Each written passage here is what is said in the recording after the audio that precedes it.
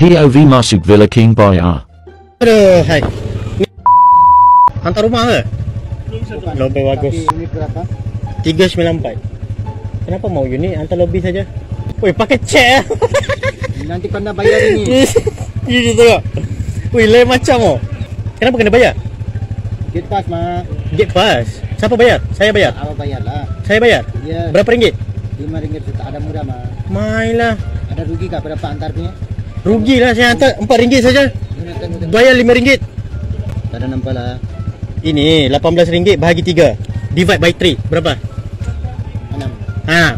Lagi bayar RM5. RM1 untung mah. Halo. Ada itu kertas. Ada. Oh, kenapa ini macam 394? Seriuslah. Ini sudah kondo villa tau sini. Lagi ini macam pakai. Manager problem ah.